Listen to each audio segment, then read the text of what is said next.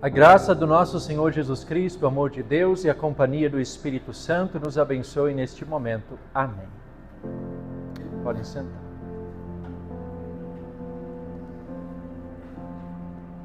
De acordo com relatórios da ONU, atualizados no primeiro semestre de 2026, 645 milhões de pessoas ao redor do mundo passam fome. São números alarmantes. E também, de acordo com a ONU, o Brasil recentemente saiu do mapa da fome em nível mundial. Porém, 21% da população brasileira não tem condições financeiras de arcar com uma alimentação regular saudável. E isso é bastante preocupante também. Mas o que nós poderíamos fazer diante disso? Diante dessa realidade, muitas pessoas levantam bandeiras ideológicas, muitos esbravejam diante das injustiças e das desigualdades existentes na sociedade. Outros procuram supostos culpados. Para alguns, os culpados são os empresários malvadões, os ricos opressores. Outros já culpam os governantes.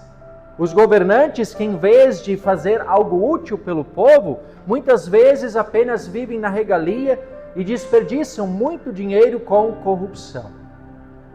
Talvez tudo isso faça sentido. É bem provável que exista fundamento nessas coisas. Mas a pergunta que precisa ser feita: será que isso resolve o problema? Ou será que isso não intensifica ainda mais a desigualdade existente? Jesus, ele mesmo disse que os pobres e necessitados estariam sempre conosco. E é óbvio que se eles estão ao nosso redor, como cristãos, nós temos o dever de ajudá-los de alguma forma. Mas será que seríamos capazes de prover alimento para todas as pessoas que passam fome pelo mundo? Será que poderíamos de alguma forma garantir que todas as pessoas no Brasil tivessem condições de fazer refeições saudáveis? Essas são perguntas inquietantes, perguntas difíceis de responder e muitas vezes nos fazem sentir incapacitados, impotentes. E eu acredito que foi essa também a sensação dos discípulos naquele dia em que foram desafiados por Jesus a alimentar uma multidão de 5.000 homens, além de mulheres e crianças. Considerando o contexto, o tamanho das famílias naquela época, a maioria dos estudiosos concorda que estiveram presentes naquele dia, naquele lugar, cerca de 15 a 20 mil pessoas. Haja comida para tanta gente. Os discípulos tinham apenas 2 peixes e 5 pães. Ou seja, mal daria para eles se satisfazerem. Imaginem alimentar 20 mil pessoas. Isso era impossível. Certamente os discípulos se sentiram incapazes diante daquela situação. Mas eles não estavam sozinhos.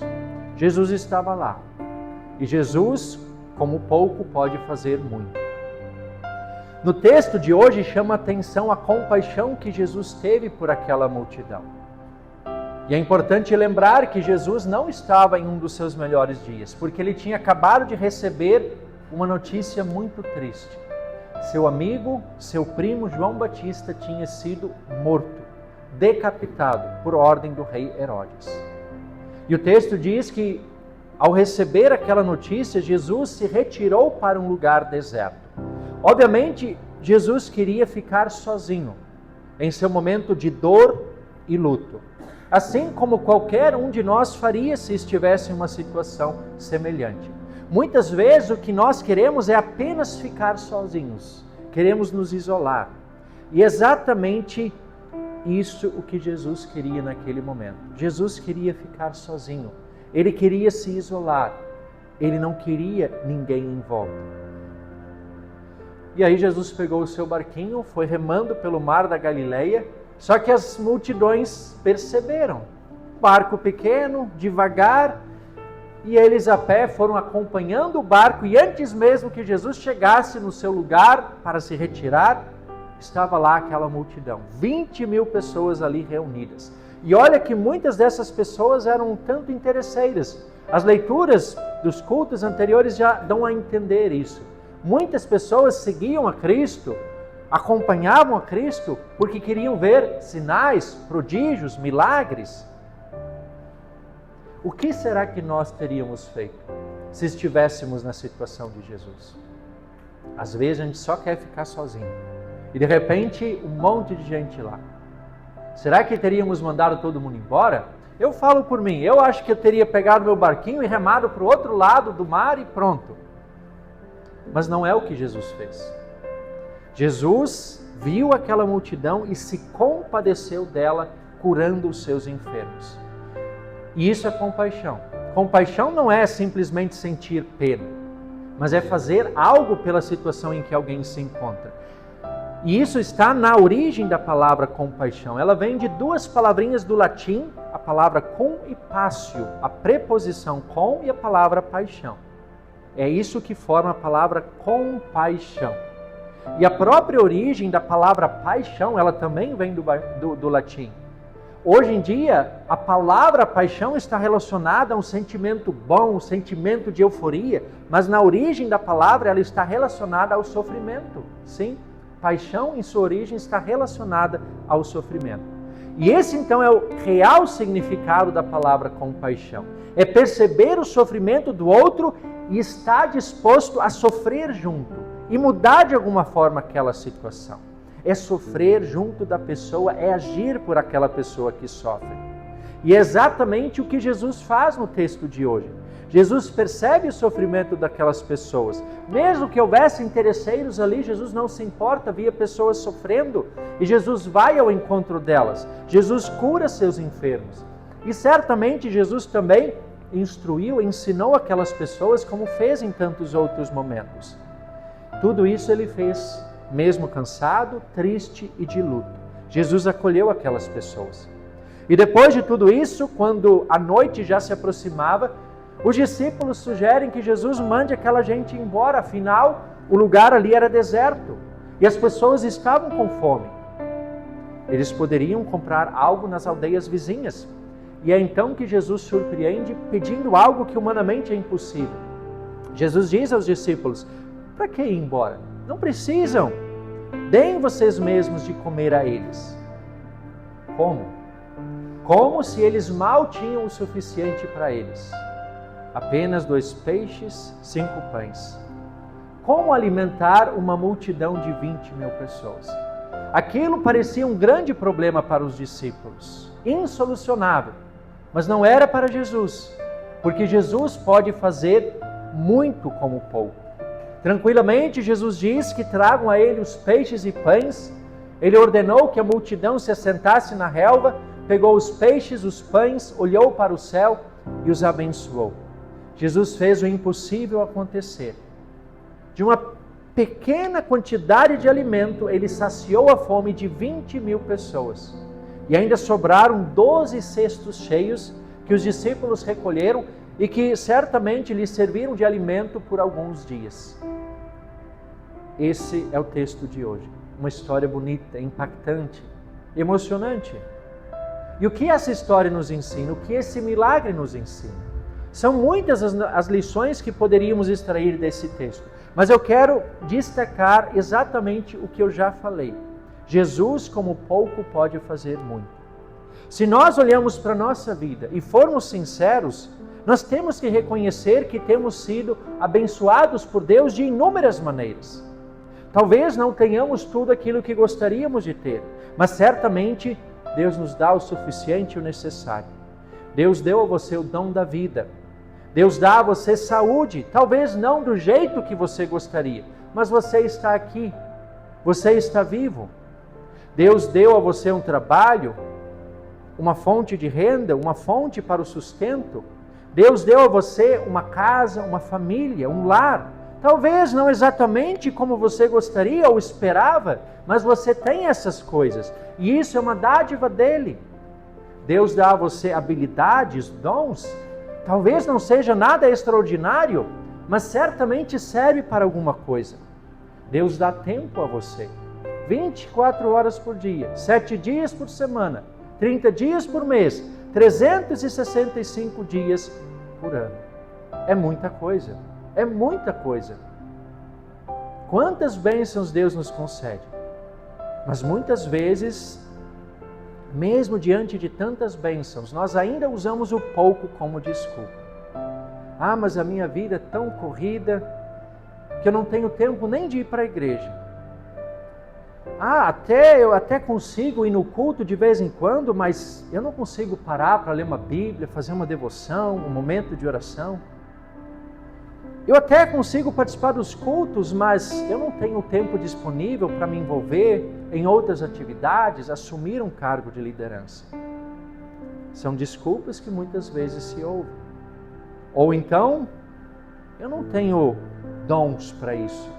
Eu não canto bem, eu não toco nenhum instrumento musical, eu não tenho habilidade para trabalhar com os jovens ou com as crianças. Eu não posso assumir um cargo de liderança porque não sirvo para isso, não tenho competência para isso. Eu não tenho a vocação de me envolver nas tarefas da igreja. Os meus dons são insignificantes. Será mesmo que eles são insignificantes? Ou ainda, mas eu recebo tão pouco e nem vale a pena ofertar. Eu tenho tantas despesas que o que sobra não vai ajudar em nada. Se eu recebesse mais, então sim, certamente eu ofertaria melhor. Como é que eu vou ajudar os outros se eu mal tenho o suficiente para mim? São outras desculpas. Essas são algumas desculpas e justificativas que muitas vezes nós usamos. Agora reflitam. Se todas as pessoas pensassem assim, será que ainda teríamos uma igreja? Será que ainda seria viável anunciar o Evangelho? Será que ainda existiria amor, compaixão, mão estendida para o próximo? E a resposta nós sabemos, não. A resposta é não. Se todos agissem e pensassem assim, o mundo seria um caos. Quando nós arrumamos desculpas, nós estamos agindo igual aos discípulos, que pediram que Jesus mandasse embora aquela multidão, pois eles tinham pouco. E eles esqueceram que Jesus, do pouco, pode fazer muito. E nós muitas vezes também esquecemos isso. Que do pouco, Ele pode fazer muito. Tudo aquilo que Deus deu a você, a vida, a saúde, os bens, o alimento, as habilidades, o tempo, isso não é apenas seu, mas é para ser compartilhado com as outras pessoas. Deus te deu bênçãos não para ficar reclamando, resmungando da vida, mas para ser grato e através dessas bênçãos abençoar a vida de outras pessoas. Talvez não seja muito, talvez não seja nada extraordinário, mas você tem algo, alguma coisa Deus te deu. E se você entregar este pouco nas mãos de Jesus, certamente Ele poderá fazer grandes coisas através de você. Por isso, querido irmão, querida irmã, entregue tudo nas mãos de Jesus. Aquilo que você é, aquilo que você possui. E como fazer isso? Isso começa por buscar comunhão com Jesus. Através da Bíblia, da oração, de uma vida devocional, da participação regular aos cultos, na Santa Ceia. É reconhecer a nossa incapacidade, confessar os nossos pecados. Humilhe-se diante de Jesus e Ele exaltará você com o seu perdão, com o seu amor incondicional. Permita que a lei quebre você para que o Evangelho faça de você uma nova criatura. E tudo isso é oferecido aqui, toda semana, aqui no culto, aqui na igreja. Aqui nós somos alimentados em rica medida, não fisicamente, mas espiritualmente. O alimento espiritual, em rica medida, em grande abundância, é oferecido semanalmente aqui na igreja. É aqui que nós fortalecemos a comunhão com Jesus. E esse é o primeiro passo indispensável. Quando assim nos entregamos inteiramente nas mãos de Jesus, nós permitiremos que Ele faça muito com o pouco que nós temos. E convenhamos, nós não temos tão pouco assim. Jesus ainda hoje tem o mesmo poder multiplicador.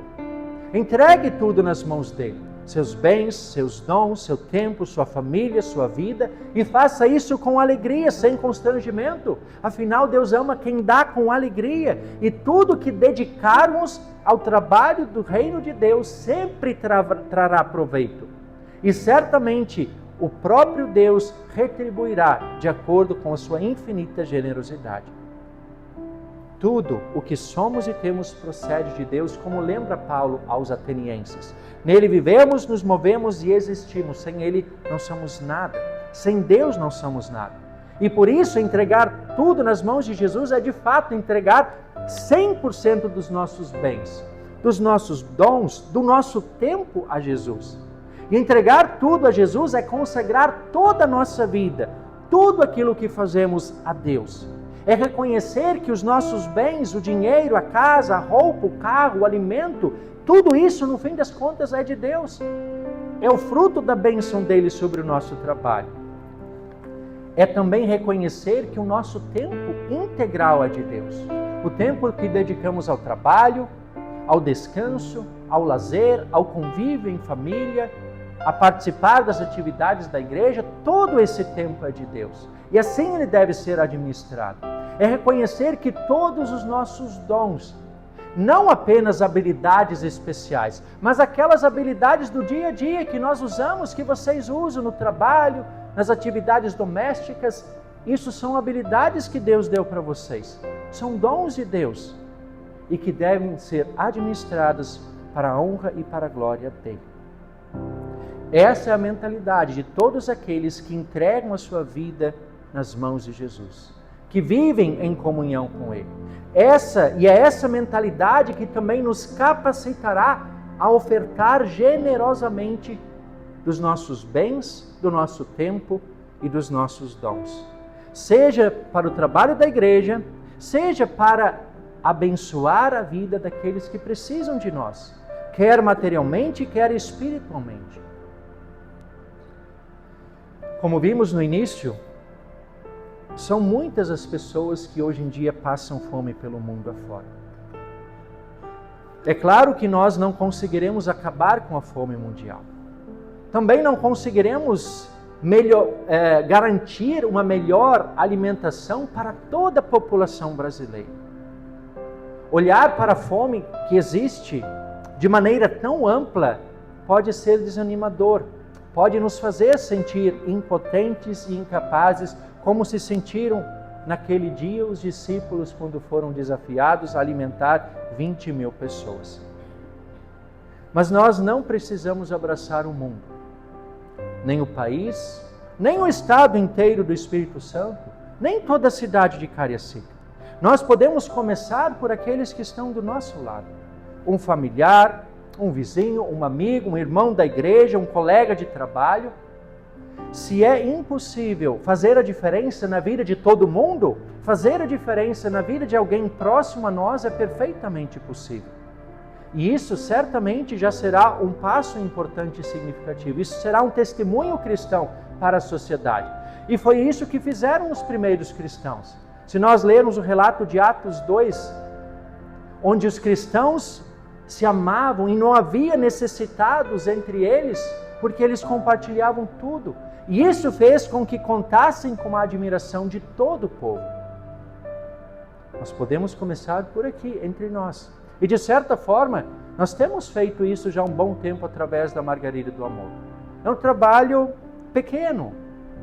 Já tivemos 3 grupos, que formavam 3 cestas mensais. Hoje reduzimos para 2 grupos. Mas através desse projeto, ao longo de uns 2 anos ou mais que esse projeto já está acontecendo, várias famílias já foram abençoadas. E assim nós podemos começar pelo pequeno e aumentar aos poucos, e assim sermos bênçãos na vida dos outros. E é importante também lembrar que alimentar quem precisa não é só ajudar necessitados, mas é também ser um bom pai, uma boa mãe, provendo as necessidades básicas dos filhos na infância, que jamais chegariam à fase adulta se não fosse ali o cuidado, a provisão dos pais. Todos nós estamos aqui graças aos nossos pais, que quando nós éramos bebês cuidaram da gente. E assim foram instrumentos de Deus. Alimentar quem precisa também ser um bom profissional no seu trabalho.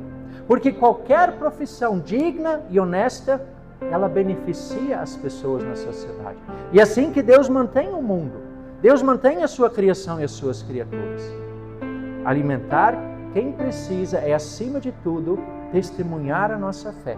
A fé em Jesus Cristo, seja por palavras ou por ações, porque é somente esse alimento espiritual que poderá nos dar as bênçãos celestiais. E no fim das contas, nós temos que reconhecer que é isso que realmente importa, o nosso destino eterno.